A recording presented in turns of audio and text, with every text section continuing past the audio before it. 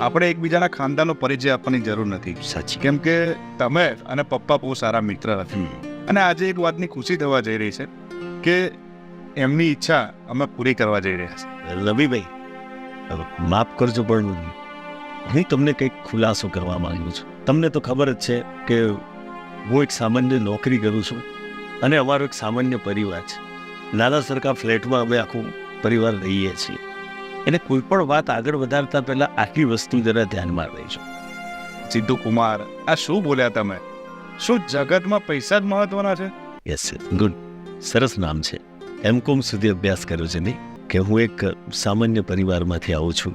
એમ નાની સરખી મારી નોકરી છે. જણાવી શકો છો જો હું તમને પસંદ હોય તો, અને ના પસંદ હોય તો પણ. ભાઈઓ અને વડીલોએ જે નિર્ણય લેશે એ મને મંજૂર છે. આવ્યો છે તો પાયલને મળી લે ને. મમ્મી, તું કેવી વાત કરું છું? અરે હા જીતુજી, આયા છો તો પાયલને પણ મળી જ લો ને. આશા મને પસંદ કરે છે ને હું આશાને પસંદ કરું છું. તમને મળવાનો તો કોઈ પ્રશ્ન જ ઊભો નથી થતો. સોરી, પણ અરે મમ્મી, તે પૂછ્યું ને તો મેં પણ એમને પૂછ્યું તું બંને છોકરીઓને મને હાથ પાડી.